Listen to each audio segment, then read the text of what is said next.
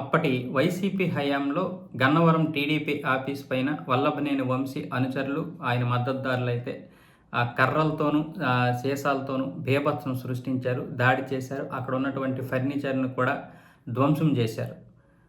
ఆ తర్వాత అక్కడ ఉన్నటువంటి కంప్యూటర్ ఆపరేటర్ ముదునూరు సత్యవర్ధన పైన కులం పేరుతో దూషించారు. ఆయనపై కూడా దాడి చేశారు. ఆ తర్వాత కూటమి ప్రభుత్వం వచ్చిన తర్వాత గన్నవరం పోలీస్ స్టేషన్లోనైతే ఈ సత్యవర్ధన్ ఫిర్యాదు ఇవ్వడం జరిగింది. ఇలా నాపై దాడి చేశారని. అందులో గన్నవరం పోలీసులు అయితే కేసు నమోదు చేసుకుని దాదాపు 89 మంది పైన అయితే కేసు నమోదు చేయడం జరిగింది. అందులో 39 మంది ఎస్సీ, ఎస్టీ అట్రాసిటీ కోర్టులోనైతే ముందస్తు పిటిషన్ బెయిల్ దాఖలు చేశారు. వాళ్ళకి బెయిల్ కూడా మంజూరైంది.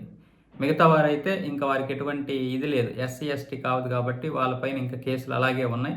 వాళ్ళకి బెయిల్ రాలేదు. అయితే ఇప్పుడు ఈ కేసు వాయిదాకు వచ్చింది. ఈ వాయిదా విషయంలో ఇప్పుడు ఈ సత్యవర్ధన్ అనే వ్యక్తి న్యాయమూర్తి ముందే ఎదురు తిరిగాడు.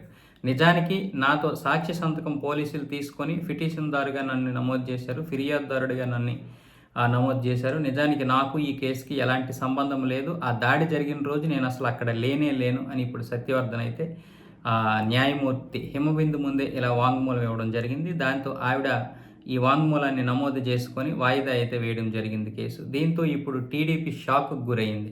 ఏం జరిగి ఉంటుంది, ఎందుకు ఇలా సత్యవర్ధన్ ఎదురు తిరిగాడు, ఆయన్ని ఎవరు బెదిరించారు, లేకపోతే ఆయన ఏమైనా డబ్బు కాసిపడ్డా, లేకపోతే ఎవరైనా భయపెట్టారనే కోణంలో కూడా ఇప్పుడు టీడీపీ పోలీసులు అయితే ఎంక్వైరీ చేస్తున్నారు.